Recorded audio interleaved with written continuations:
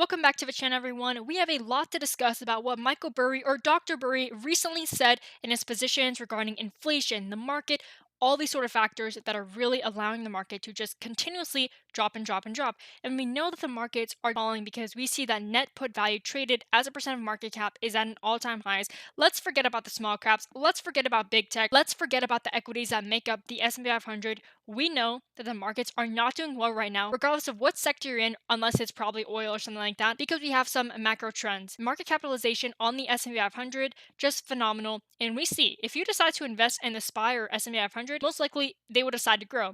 However, the problem is when we have these peaks with the amount of put values being traded, we definitely see some sort of choppiness, meaning that there is no clear direction as to where we're headed. Are we going to continue going up or will we decide to fall even more? And we see that again happening over here. We just completely fell, but you see how many people were betting against the market.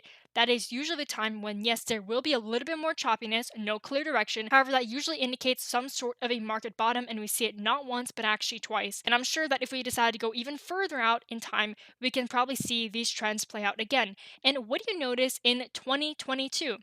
We're basically approaching that same level. And if you forget about levels, let's just focus on the actual value. The value of the net put value traded in 2022 is pretty high, if you ask me. And we are comparing this all the way to just 2 years ago. We all know what happened 2 years ago. And if you go all the way back to 2011, this was not the most drastic falls. However, it kind of reminds you of what is happening right now. Look at the S&P 500 2022 and also 2011, and you see the values are almost at the same level. But again, I said don't worry about the levels, just focus on the value. The value themselves are pretty high if you compared to what has been normally happening. And then, as I just stated, we all know what happened over here. And I want to talk about this quote very quickly before we get into Michael Burry interviews and some of his more recent tweets, because this individual stated that human nature never changes. And in essence, how this relates to the chart is that so many people are fearing the markets right now. So many retail traders, let's forget about the hedge funds, even retail traders themselves are deciding to bet against the market right now because they just believe that within the next few weeks, within the next few months, things will not be okay. And what's ironic about this though is that when so many people have so much fear, I know you guys have probably heard this many times, that's usually when even the hedge funds themselves, they'll start buying in slowly and slowly and slowly. I'm going to try to stay away and limit the amount of opinions I have in this video because again, you guys need to hear what Michael Burry himself has been saying recently. Two of Michael Burry's tweets, one of them stating, before the German hyperinflation in the 1920s, quote unquote, everyone from the elevator operator up was playing the market, and volumes became such that the financial industry could not keep up with the paperwork. If we scroll just a little bit lower, he also stated that people say I didn't warn last time. I did, but no one listened. So I warned this time, and still no one listens. But I will have proof I warned. And even in the interviews you guys are about to see later on in this video, he said the same exact thing. Everyone thought he was crazy for betting against the markets, even people that were his customers. Now, very quickly, let's compare the portfolio allocation between Cathie Wood and Michael Burry. The reason for this is because there's definitely a difference in sentiment. And the question is, who is going to be right? Who is going to be the one that has the correct thesis? And obviously, with such a thesis, it really depends on time. Now, Cathie Wood herself even had an interview today, and she was talking about the horizon, right? The horizon for inflation that she was talking about. She said she knew that inflation would come, but she said that it has been here for quite a while. Even 2 years ago, that's when she noticed inflation. However, she didn't think that it would last this long. If you go to one of her most popular holdings, let's see what she is doing with this holding. Is she deciding to increase the position or decrease it? We see that it has been increasing relatively, right? If we see February 7th of 2022, 8.55, and then we rise to 8.65, not that much of a difference. And keep in mind, this is just one of her ETFs. And if we go to maybe another one of her ETFs, let's see, is this going to be consistent or not? 10.07 versus, let's go all the way back to maybe the beginning of January. So beginning of January, 11.19. Very, very interesting. This may have to do with the fact that they were just rebalancing because maybe the price of Tesla was higher around this time. I'm going to have to check on that in just a few moments. But regardless, that wasn't the point of today's video. I'm just letting you guys know that there are definitely two different opinions going on in the markets. And this is not just relative to Cathie Wood and Michael Burry. This is with retail traders themselves too. Some retail traders believe that the markets are going to go up after March because after March it's going to be another one of those FOMC meetings with Jerome Powell. And then other people are stating this is actually going to continue until 2023 and 2024. Now, if we take a look at Michael Burry's portfolio allocations and what he used to have a lot of CVS, but it seems as though he has sold all of his CVS. Very, very interesting. 200,000 shares just gone. And we see he has a stock in healthcare BMY, and this is 300,000 new shares, percent ownership right over here, percent of portfolio 25, everyone, a quarter of his portfolio, just a little bit over a quarter, in fact. And we see ticker symbol FNF, the finance industry.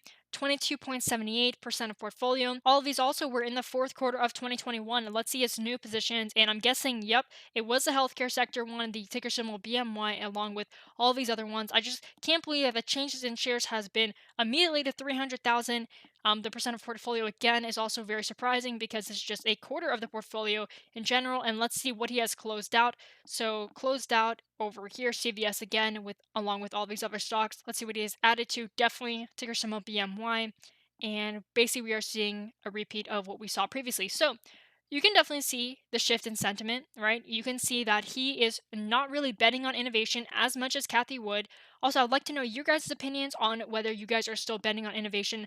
Let me know in the comment section below, because even in the interview Cathie Wood had today, she was stating that she is still betting on innovation. And what has been going on in the market right now is not really interfering her decisions, what she's deciding to increase her position on or decrease. All it is doing is making her more consolidated. Consolidation is when you decide to buy really the best of the best stocks. And for her, because she is so centered around innovation, she is trying to pick out the best of the best in a time like this where a lot of the equities are just completely down, some of them split in half. Even Shopify just immediately from, I think it was $1,100 a share to now around $700 a share. It took a little bit long to get to this point, but here are the interviews that Michael Burry previously had, and it's pretty interesting to see how all this has played out, because in terms of time, remember everyone, in the previous tweets we just saw, he was talking about inflation in 2021, and lo and behold, what are we dealing with right now? I put my money where my mouth was. At its peak, I was short $8.4 billion worth of subprime mortgages and certain financial companies. The most we could lose was less than $100 million, thanks to credit derivatives. And at first we did lose. It was a negative carry trade. Investors, business partners, and even employees questioned the strategy. Lawsuits were threatened, our distress was reported in the press, and Wall Street looked to squeeze our short. Besides all this, I had to stomach what I knew was coming: a tragic end to the follies. This was not fun. I did not tap dance to work. But the firm survived. We turned the tables on Wall Street, and I became the 1% in a way I never imagined when I was sitting where you sit today. I had bet against America and won. In 2010, I published an op-ed in the New York Times posing what I thought was a valid question of the Federal Reserve, Congress, and the President. I saw the crisis coming. Why did not the Fed? Never did any member of Congress, any member of government for that matter, reach out to me for an open collegial discussion on what went wrong or what could be done.